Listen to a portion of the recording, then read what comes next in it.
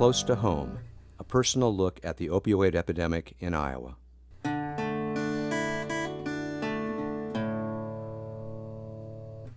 am a substance abuse counselor here. I'm also the care coordinator, so that means like if people need resources such as transportation or food or those things, then I help them with that. I also am the facilitator of the family support group, which is every Tuesday from 6:30 to 7:30.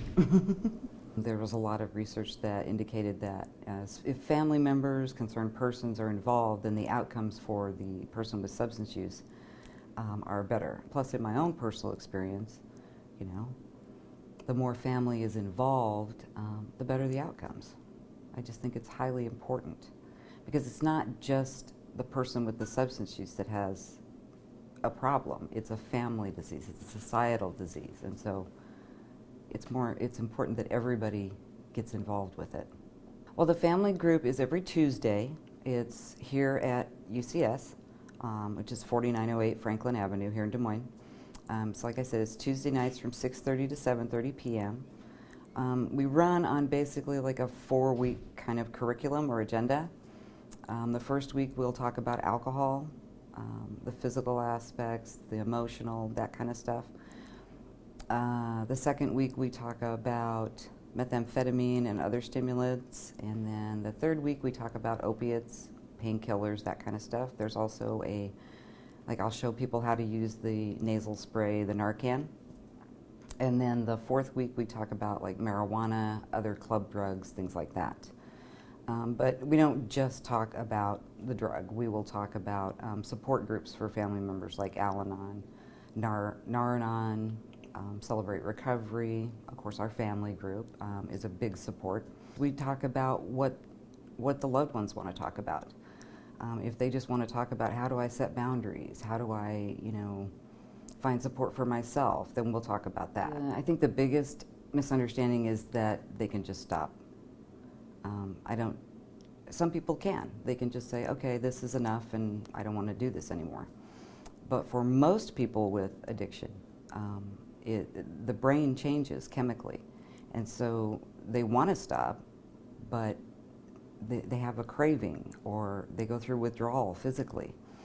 And it makes it so they know that if they just go take this pill or drink this drink, then all that negative stuff is going to go away. I mean, I liken it to like diabetes or high blood pressure or something. I mean, you don't go to a diabetic and say, stop being a diabetic. They can't do that because there's a physical change that happens in their body, in their brain. And so they've got to learn those tools to make those changes. That's one of the reasons that I like the medication-assisted treatment, because it helps the client, especially the opiate user.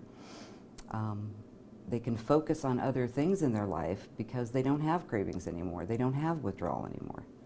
And then they can work on getting a job, work on reuniting with their family, deal with their legal issues, things like that. It doesn't really matter about the substance that's being used. The biggest issues that families are finding, I have heard, is setting boundaries with the person with the substance use, because that's really difficult because you love them, you want to help them, but sometimes by helping them, you're hurting them. And so I help them to figure out ways to set those appropriate boundaries and help the client experience the negative consequences of their own use.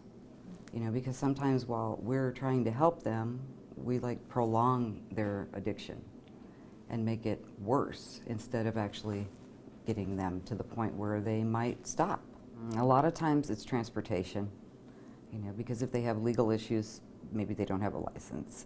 And so if they don't have a license, how are they supposed to get to a 12-step meeting? How are they supposed to get to treatment? How are they supposed to get to court? So that is a huge, huge problem that we see. Employment is a big one because, a lot of times people with addiction have legal issues.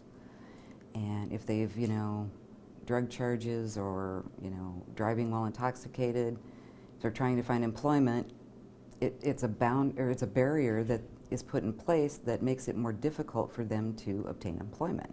I think third one would probably be just understanding the whole concept of the addiction and the stigma that goes with it, and people being embarrassed about it. I mean, our society is pretty much pull yourself up by your bootstraps and just use willpower, and sometimes in certain addictions that's not an option. They need help, and I mean that's what we're here for. Whatever it is that you need, we will figure out a way to help you succeed. The biggest thing that I have helped with, I think, is probably hooking people up with mental health services, because it's such a long wait to get in any place else, and we do it walk-in basis. So I mean, usually within 2 weeks we can have somebody in, evaluated, and getting whatever medication they need and the therapy that they need. The hardest part is when it doesn't work out. Maybe when they continue to use. Unfortunately, sometimes people die, and that can be very difficult for families to understand, to deal with. The grief surrounding that. I mean, because it's if somebody gets killed in a car accident, everybody's going to feel sorry for you and everybody's going to be there to help you. But you tell them, my loved one OD'd.